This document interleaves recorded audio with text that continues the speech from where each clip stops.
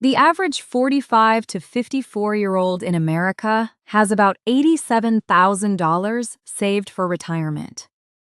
The number they're supposed to have, according to the benchmark most financial planners actually use, around $450,000.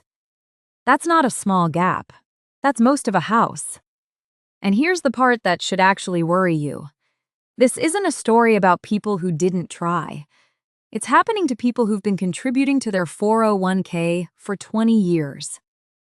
Today, I'm giving you the actual numbers, how much you should have saved at your age, and the exact order to put your money in so you're not 15 years from retirement finding out you're $400,000 behind. Quick disclaimer before we start. I'm not a financial advisor, and none of this is personalized advice. These are general, widely used industry benchmarks, and your specific situation might look different. But here's why these numbers matter anyway. Most people have no idea if they're on track because save for retirement is the vaguest instruction in personal finance. Nobody tells you the actual target. So we're going to fix that. Fidelity, one of the largest retirement account managers in the country, publishes a benchmark used across the industry, a multiple of your salary, by age, that tells you roughly where you should be.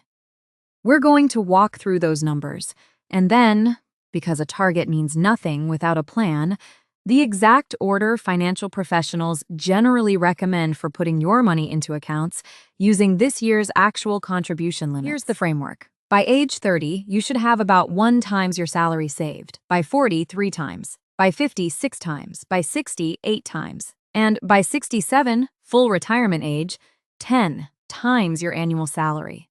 Let's make that concrete. Say you earn $75,000 a year. By 30, the target is $75,000 saved. By 40, $225,000. By 50, $450,000. By 60, $600,000. And by 67, $750,000. Notice something about those jumps. They're not even. The gap from 30 to 40 is 2 times your salary. The gap from 40 to 50 is 3 times your salary. That's not a coincidence. That's compound growth doing more of the work as your balance gets bigger, which is exactly why starting early matters more than the amount you start with. This assumes you're saving about 15% of your income every year, including whatever your employer matches, and that you're retiring at 67 with a reasonably normal Social Security benefit. If you're behind these numbers right now, you are not unusual. The Federal Reserve's own survey of American households found the median person is behind this benchmark at every single age group. This isn't a pass-fail test, it's a compass. And if $75,000 doesn't match your income, the math scales the same way at any number. Say you earn $50,000 a year instead. Same multipliers, smaller dollar amounts. $50,000 by 30. $150,000 by 40. $300,000 by 50. The multiplier stays constant. It's your salary that changes the target, not the framework itself. That's actually good news, because it means this compass works no matter where you're starting from. The person earning $50,000 and the person earning $200,000 are following the exact same rule, just scaled to their own. Here's where most people go wrong, and it's not the amount they save, it's the order. Say you have $500 a month to put toward retirement. Where does it actually go? Step 1, your 401k, but only up to your full employer match.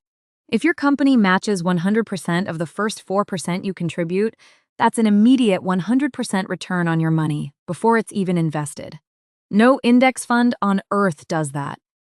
Leaving that on the table is the single most common retirement mistake there is. Step 2, once you've captured the full match, a Roth IRA, if you qualify. For 2026, you can put in $7,500 a year. The reason it goes second? A Roth grows completely tax-free, and unlike a 401k, you're choosing exactly what it's invested in, not just picking from your employer's limited menu. Step 3, if you have a high-deductible health plan, an HSA, a health savings account. This year's limit is $4,400 for individual coverage, $8,750 for family coverage. Here's the part almost nobody knows. An HSA is arguably the single best tax-advantaged account that exists. It's tax-free going in, tax-free growing, and tax-free coming out.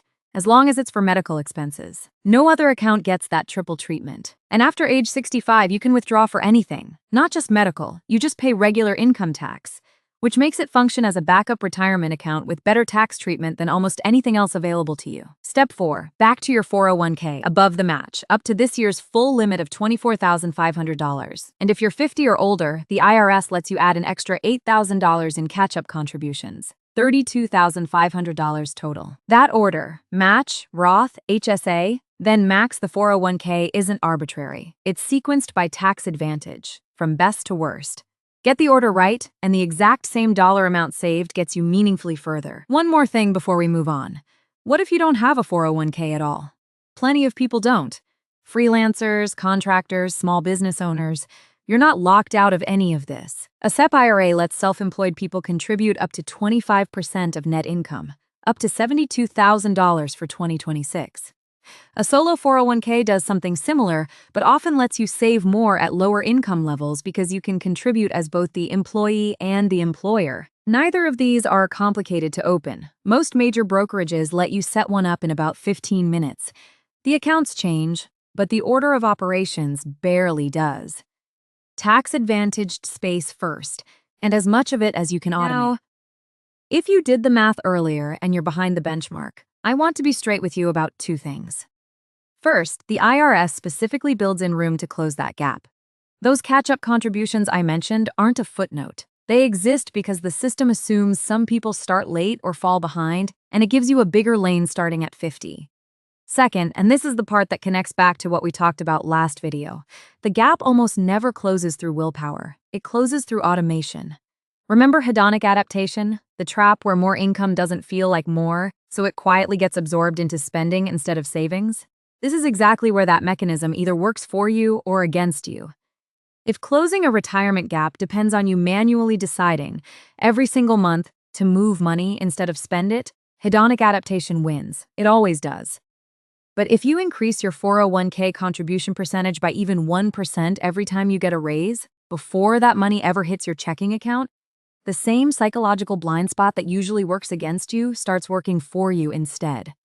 You literally never see the money to miss it. Here's the one-sentence version. Know your number, know the order, and automate the gap between them.